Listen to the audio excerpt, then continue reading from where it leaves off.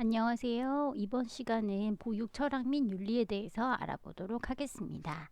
자, 일단 철학에 대한 생각을 좀 해봐야 될 텐데요. 철학은 인간에 대한 이해를 바탕으로 인간과 그를 둘러싼 세계를 바라보는 통찰력이라고 이야기합니다.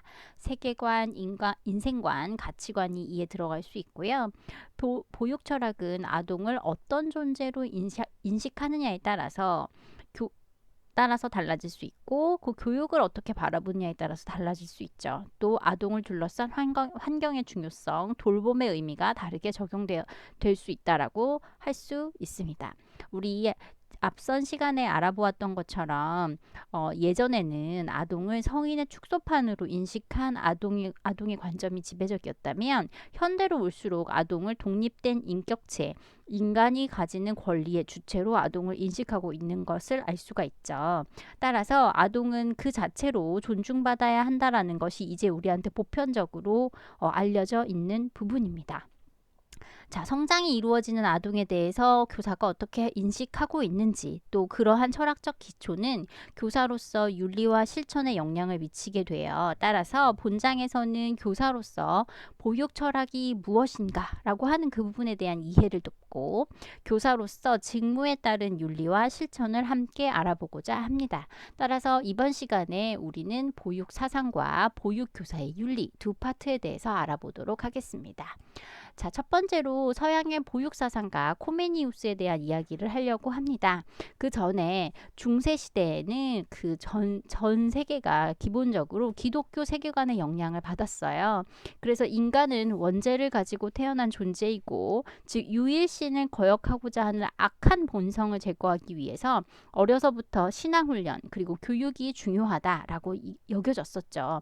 따라서 부모의 엄격한 신앙교육과 훈육, 절대적 진리, 가치를 암기해야 했고 순종하도록 가르쳤죠. 그래서 신이 인간을 창조한 선한 존재로 성장할 수 있도록 종교교육이 매우 강조됐던 시기입니다. 이 시기 중세 아동과는 아동을 성인의 축소판 그리고 아동은 단지 성인과 비교해서 신체적으로 크기의 차이가 나지 않는 것이라는 것이 지배적인 시각이었습니다. 따라서 아동을 성인처럼 취급할 수 있다는 관점에서 아동에 대한 배려 그리고 보호는 고려되지 않았죠. 이후 16세기 그리고 18세기의 르네상스 산업혁명을 거치면서 근대 서양 보육사상도 많은 변화를 맞게 되는데요. 현대 교육 사조의 틀을 이룬 사상가들의 교육사상 그리고 방법에 대해서 알아보도록 할 것입니다. 그 첫 번째로 우리는 코메니우스라는 분을 먼저 살펴볼 거예요. 자, 이분에 대해서 여러분들이 앞으로 보육과 교육에 관련된 부분을 한다면 반드시 듣게 될 이름이므로 지금 한번 잘 살펴보도록 하겠습니다. 이분은 1592년 3월에 보헤미아, 체코슬라바키아, 모라비아주 동부에서 출생했다라고 되어 있어요. 또 교육의 뜻을 갖고 대학에 진입하였고 거기서 신학과 철학을 공부했습니다. 김나지움의 교사 그리고 교장을 거쳐서 이러한 교직 생활을 바탕으로 대교 수학, 여기에 여러분이 밑줄 하나 치셔야 돼요. 대교 수학 들어보셨을 거예요, 분명히. 그리고 이 부분은 코메니우스 하면 반드시 대교 수학 하는 부분이 떠올라야 합니다. 자, 이 대교 수학은 모든 청소년을 효과적으로 교육하기 위한 합리적인 교육 방법을 확립한 교육 대전이기 때문에 지금 이렇게 강조하고 있어요. 이 책은 세계 최초의 교육학서이기도 합니다. 그래서 교육을 통해서 진리에 이르도록 체계적 교육을 주장한 현대적 가치를 갖기에 지금 계속 강조하고 있습니다. 그래서 여러분은 코메니우스 하면 대교 수학 하면 최초의 교육학서라는 부분을 이제 연결지어 생각할 수 있습니다. 자, 코메니우스의 대교 수학에서는 모든 사람에게 모든 사물은 가르쳐야 할 기술이라고 적었대요. 즉 가르쳐야 할 기술에 대해서 강조가 되어 있다라고 하면서 이러한 부분을 다시 한번 기억하실 필요가 있고요. 자, 이러한 부분에서 여러분이 무엇을 유추할 수 있냐면 교육을 통해 이 사람은 신의 진리에 이를 수 있다라고 생각을 했고, 교육은 감각적 직관에 따라 사물, 언어, 문자를 통합해서 감각에 의해 지식을 얻어가는 방법이라는 것을 강조했다라는 거예요.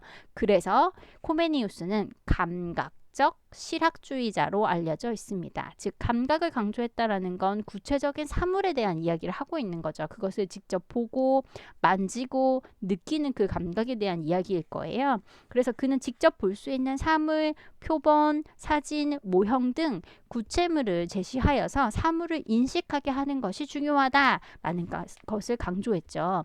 그런데 그의 교육의 목적은 죽은 후에 신과 함께 영원히 행복을 누리는 것. 그것이 교육의 목적인 거예요. 그래서 코메니우스는 인생의 단계를 3단계로 보았는데 출생의 단계. 이 시기에는 무엇을 해야 하느냐? 어머니의 태내 생활은 현생의 생활을 준비하는 단계. 즉 태어나기 전에는 태어난 후의 삶을 준비하는 단계인 거죠. 그리고 현생의 단계, 즉 태어난 후는 죽은 후에 천국 생활을 준비하는 것으로 이 사람은 생각했다라는 거예요.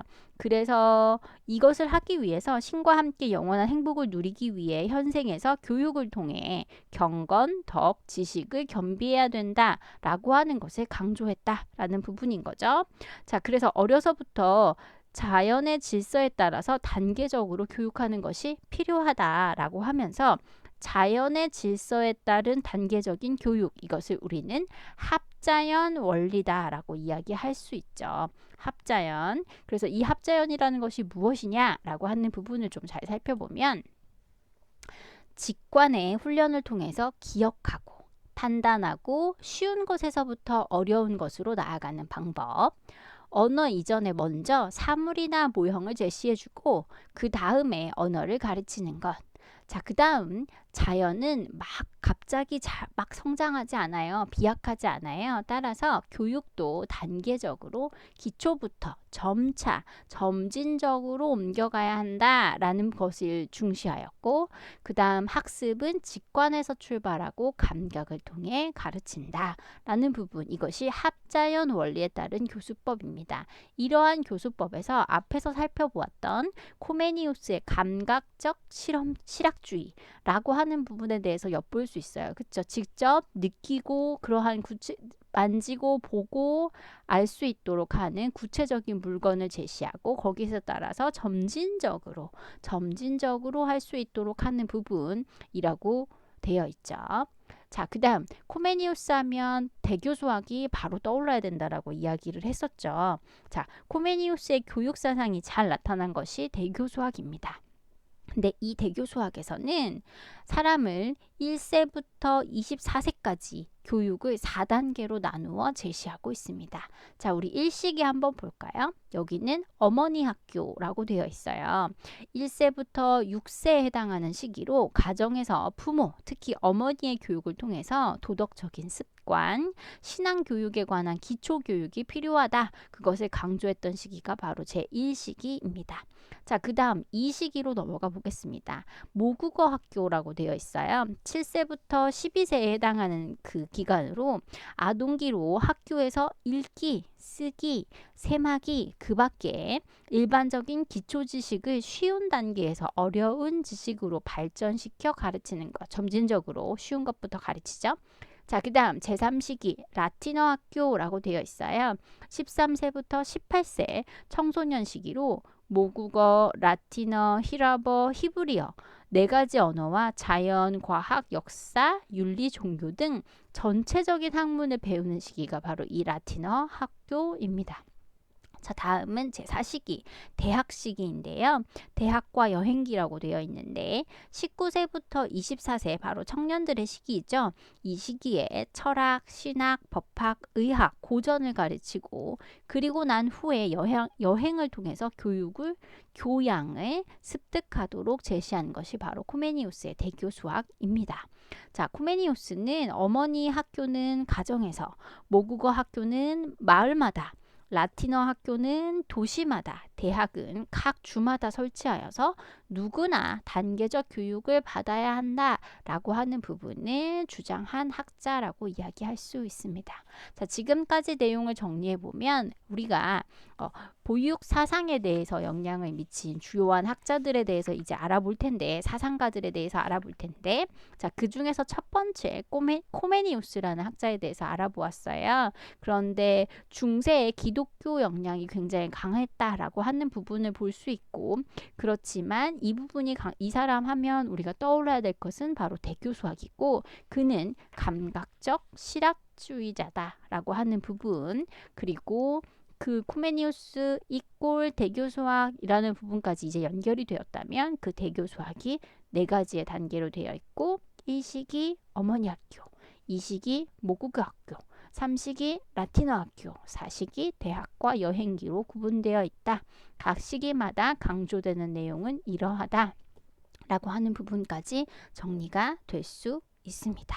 자, 다음 사상으로 한번 넘어가 보겠습니다. 자, 로크 하면 여러분이 바로 떠올라야 되는 것이 백지설이에요. 자, 한번 들어본 적이 분명히 있을 텐데, 이 로크는 17세기 영국의 경험론적 철학자입니다. 영국의 정치가로서 1632년 8월 29일 잉글랜드에서 태어났어요. 그의 가정은 당시 번창했던 상인의 집안이었고 청교도 집안이었다라고 이야기하고 있어요. 그래서 아버지가 매우 엄격한 교육을 진행을 했고, 그가 성장하면서 점차 아버지와 친구 같은 사이로 변화되었대요. 그의 아버지 교육은 로크에게 아주 큰 영향을 주었는데, 로크는 15세에 웨스턴민스터에 입학했고 20세에 옥스퍼드 대학 입학했고 의학 박사 학위까지 취직했다라고 이야기하고 있고요. 그의 저서로는 인간 오성론이라고 되어 있고 교육에 관한 교찰 부분도 굉장히 중요한 부분 중에 하나 있습니다. 자, 로크의 아동관은 지금 방금 이야기한 교육에 관한 고찰에 아주 잘 나타나 있다라고 이야기하는데요. 여기서 백지설을 주장하죠. 즉 백지라는 건데 무엇이 아동이 백지 위에 새겨져가는 아동의 경험 하나하나가 그 아동의 인간을 형성하는 중요한 요소가 된다라고 이야기하면서 유아기의 경험의 중요성을 강조했던 것이 바로 이 로크의 백지설입니다. 자, 그래서 아동은 지금 아무것도 아닌 상황인 거죠. 아무것도 모르는 상황. 그런데 그 백지 위에 새겨져 가는 아동의 경험 하나하나가 바로 인간을 형성하는 데 굉장히 중요한 요소이다. 그렇기 때문에 아동기에 어떠한 경험을 하느냐가 굉장히 중요하다라고 하는 거죠. 자, 그래서 로크는 도대체 교육을 왜 하느냐라고 했을 때 그 사람은 지, 덕, 체 지덕체죠. 그쵸? 그러니까 지식이 있고 그 다음 덕을 쌓고 그 다음에 튼튼한 체력을 가진 그것을 겸비한 영국 신사를 양성하는 것이 이분의 교육의 목적이다라고 이야기할 수 있어요. 이 또한 그의 교육저서인 교육에 관한 고찰에 잘 나타나 있는데 건강한 신체에 건강한 정신이 깃든다라고 하는 부분에서 이분이 무엇을 강조하고 있나라고 하는 것을 알 수가 있죠. 그래서 올바른 정신을 형성하기 위해서 유아기부터 습관이 어떻게 돼야 하는가, 이 습관 형성이 굉장히 중요하다라고 이야기할 수 있죠. 그렇기 때문에 교육방법에서 유아기부터 엄격한 후육을 강조하였으나 아이들을 때리는 체벌에는 반대한다라고 되어 있어요. 그래서 뭐라고 이야기했냐면 이분이 체벌과 같은 노예적인 훈육법은 노예적인 기질을 만든다. 이분은 누구를 만들고 싶었어요? 영국 신사들을 길러내는 것이 교육의 목적인데 체벌과 같이 노예적 기질을 만드는 건 반대한다. 그렇지만 훌륭한 습관을 갖는 것은 좋다라고 하는 것이 이분의 그 목적인 거죠. 그래서 교육 방법으로 무엇을 생각했냐면 체벌보다는 칭찬을, 이론보다는 실체를, 그리고 암기보다는 실천을 강조했다라고 이야기하면서 좋은 습관을 몸에 익히도록 하는 것이 가장 좋은 교육 방법이다라고 주장하는 것이 바로 로크입니다. 아버지가 굉장히 어렸을 때 엄하게 기르셨다고 이야기했었어요. 그쵸? 그리고 그게 로크한테 굉장히 많은 영향을 줬다라고 이야기를 했잖아요. 그래서 그의 교육 사상에도 가장 훌륭한 교사가 이분은 아버지라고 이야기를 했대요. 로크 교육의 내용은 모든 신사는 자신의 자녀에게 재산 외에도 덕성, 지혜, 훈육, 지식 이 네 가지가 포함이 되어야 한다라는 것들을 강조했대요. 자, 그래서 지식과 덕과 지혜를 갖춘 사람에게 도움이 되는 것은 좋은 성질, 좋은 습관, 훌륭한 정신을 확립시키는 것이다 라고 이야기하죠. 자, 그래서 지식교육 내용을 어떻게 하냐면 읽기, 쓰기, 성서 배우기, 고전어, 수학, 기하, 논리 등 배우는 것인데 이분도 주입식 교육에서 벗어나서 흥미로운 방법을 스스로 지식을 탐구하는 것이 굉장히 중요하다라고 이야기를 했었죠. 그래서 어렸을 때는 가정교육을 받아야 된다라고 이야기했고 건강한 신체를 위해서는 체육 그리고 지식의 연마를 위해서는 무엇을 했냐면 흥미를 강조한 교육 방법이 굉장히 강조되었다. 그때. 그러니까 이거는 현대에도 우리는 하고 있는 일이잖아요. 그렇죠? 흥미를 동반하고 흥미를 이끌어내는 교육을 해야 한다라고 하는 것이 지금에도 우리한테 영향을 주고 있다라고 하는 부분 다시 한번 살펴볼 수 있습니다. 자, 그 다음은 루소로 한번 넘어가 보도록 하겠습니다. 자, 일단 루소 넘어가 보도록 할 텐데요. 여러분 일단 아까 이야기했던 코메니우스 그리고 로크에 대한 것들을 한번 정리를 혼자 스스로 한번 해보시고 그 다음 루소에 대한 이야기를 이어가도록 하죠.